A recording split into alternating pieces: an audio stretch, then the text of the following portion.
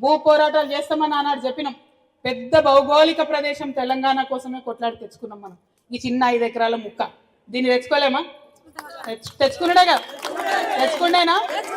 కదిలేదు లేదు. ఇక్కడ నుంచి ఖచ్చితంగా ప్రభుత్వం దిగి వచ్చి హామీ ఇచ్చేంత వరకు ఇక్కడే ఉంటాం, ఇక్కడే వంట వార్పు చేసుకుంటాం, శాంతియుతంగా ఉంటాం, పాటలు పాడుకుంటాం, మన బాధలు మనం చెప్పుకుంటాం, వంటలు చేసుకుంటాం, బతుకమ్మలు ఆడుకుంటాం, అంతే.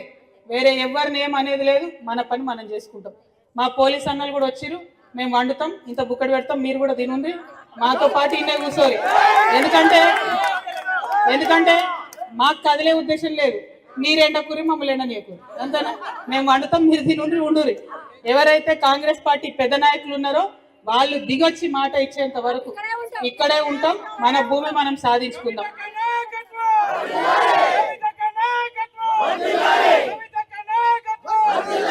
ఇవాళ కరీంనగర్ లో మనం ఈ మొదలుపెట్టిన ఈ పోరాటాన్ని చూసి రాష్ట్ర వ్యాప్తంగా అన్ని జిల్లాల్లో ఉద్యమకారులు మళ్ళా ఉవ్వెత్తున ఎగిసిపడతారు.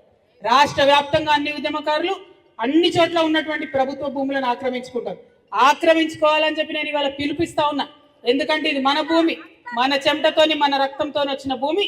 మనం ప్రభుత్వం భూమి దిగి వచ్చి ఇస్తే ఓకే, లేదంటే మనమే పోయి ఆక్రమించుకుందాం. దీనిలో వెనక్కి తగ్గేది లేదు, మారు మాట లేదు.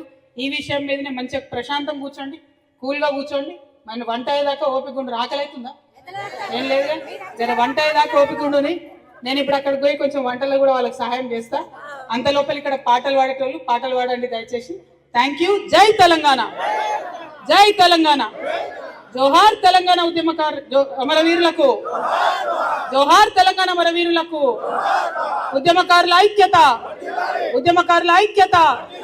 మా భూమి, మా భూమి, మా భూమి ఎవడిచ్చేదేందిరా, ఎవడిచ్చేదేందిరా, ఎవడిచ్చేదేందిరా.